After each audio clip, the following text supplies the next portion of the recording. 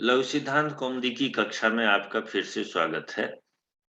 हलंत pulling प्रकरण में आज हम लोग राजन शब्द की रूप सिद्धि को पढ़ेंगे और राजा, राजानौ, राजानः ये सभी रूप बनाएंगे। तो चलते हैं संस्कृत भाषी ब्लॉग पर और वहां पर देखते हैं राजन शब्द की रूप सिद्धि किस प्रकार से की गई है।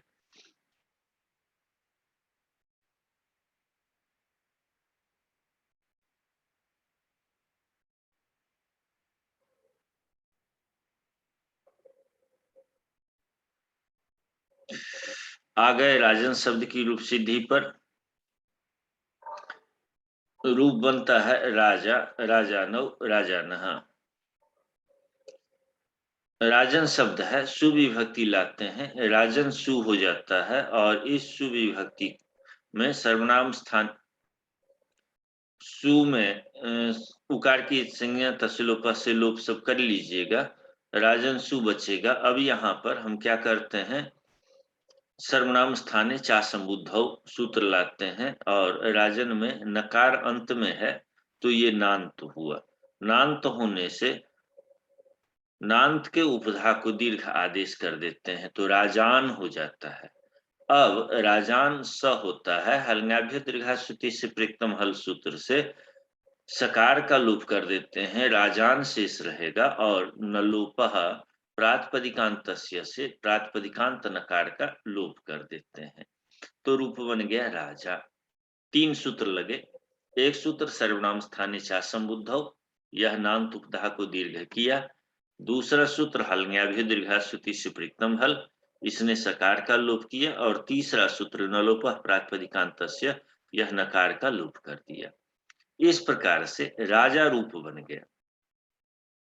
आगे सूत्र आया नङि संबुद्ध्यो हो, नङि संबुद्ध्यो हो, नस्य लोपो नो, नौ संबुद्धौ च। नी और संबुद्धि की विभक्ति बाद में हो तो नकार का लोप नहीं होता है। नी और संबुद्धि, अब देखिए इसी दोनों रूप को सिद्ध करते हैं।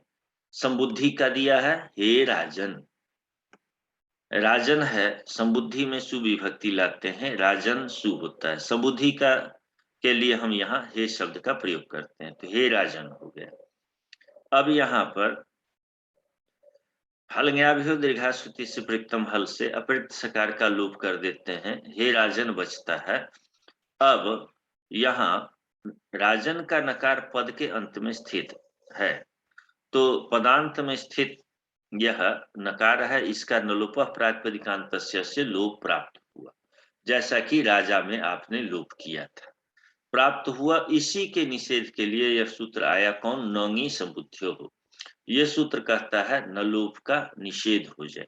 कहाँ पर, संबुद्धि में। तो जब संबुद्धि में ये निषेध हो गया तो हे राजन यही रूप रह गया, अन्यथा यहाँ पर राज ऐसा अनिष्ट रूप बन जाता। अब इसका उदाहरण तो आपने देख लिया, नी विभक्ति का उदाहरण आगे देखेंगे। वार्तिक एक आया नावुत्तर पदे प्रतिषेधो वक्तव्यः, ब्रह्मनिष्ठः राजानौ राजानः राज्ञः। इसका नावुत्तर पदे प्रतिषेधो वक्तव्य, वार्तिक का अर्थ होता है उत्तर पद परे जिसके, अर्थात बाद में जिसके नी हो, उस नी के बाद नलोप का निषेध नहीं होता है, अर्थात नकार का लोप हो जाता है। जैसे ब्रह्मणि निष्ठा यस्य स ब्रह्मण निष्ठा, यहाँ समास होने पर विभक्ति का लोप हो गया है। ब्रह्मणी में ब्रह्मण है, जस है, तो जस का लोप हो गया तो हो गया ब्रह्मण निष्ठ, यह बना। अब ब्रह्मणी नहीं, ब्रह्मणी जस नहीं है, ब्रह्मण शब्द नहीं, यहाँ पर नी विभक्ति है तो ब्रह्मण नी निष्ठ था, नी का लोप हो गया है तो ब्रह्मणी हो गया।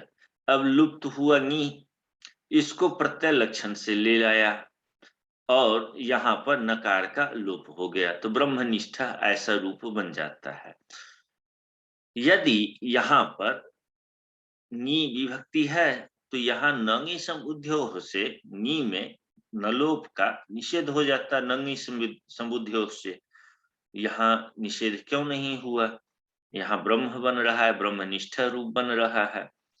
तो इससे पता चलता है कि एक वार्तिक की आवश्यकता है। नाव उत्तर पदे प्रच्छेदो वक्तव्य, कहता है नी विभक्ति बाद में हो, उत्तर पद में हो, उसके नकार का लोप नहीं हो। तो देखिए उत्तर पद में, पूर्व पद में है ब्रह्मन और उत्तर पद में है नी विभक्ति।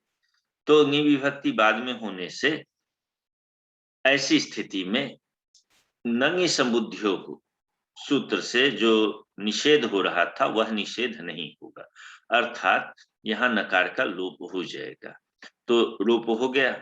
तो ये आपको बताया उदाहरण ब्रह्मणी निष्ठा ब्रह्मनिष्ठा में। शेष रूप नी विभक्ति का उदाहरण ब्रह्मनिष्ठा में आपको मिल गया।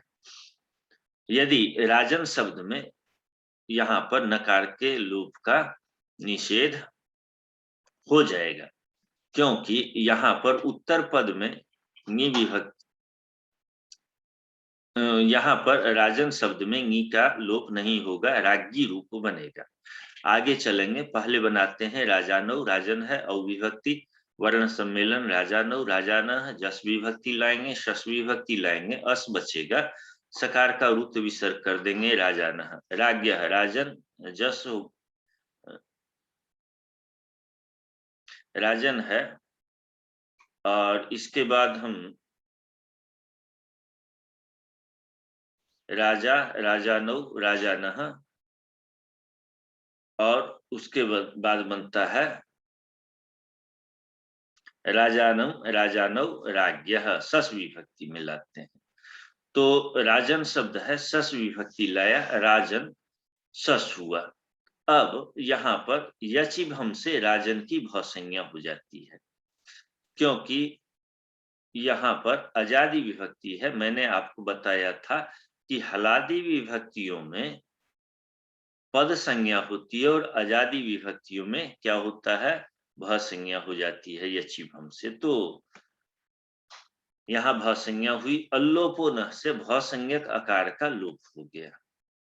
तो राजन में जो अ था उसका लोप हो गया, तो राज न हुआ। अब यहाँ पर स्तोष चुनाश्चु सूत्र आया और यहाँ पर राजन के नकार को यकार आदेश कर दिया, जकार से परे नकार था, इसको यो आदेश कर दिया, राज यो अस होता है, और राज्यों हो गया और राज्यस हो गया, और राज्यस के सकार को रुत विसर्ग हो गया, राज्यस कहिए या राज्यस कहिए, दोनों उच्चारण ज्ञ को ज्यों भी कहा जाता है, ज्यों भी कहा जाता है, और ज्ञ भी कहा जाता है। तो तीन इसके उच्चारण है, तो हम यहाँ पर ज्यों ही कह रहे हैं। तो राज्ञ रूप बन गया। आगे की रूप सिद्धि में हम लोग पढ़ेंगे नलोप सुस्वर संज्ञा तुग विधि सुकृति।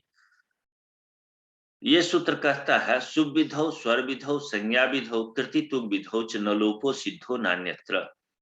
कहाँ पर शुभ विधि में, स्वर विधि में, संज्ञा विधि में और कृत प्रत्यय परे रहने पर तुक के विषय में नकार का लोप असिद्ध होता है, अन्यत्र नहीं।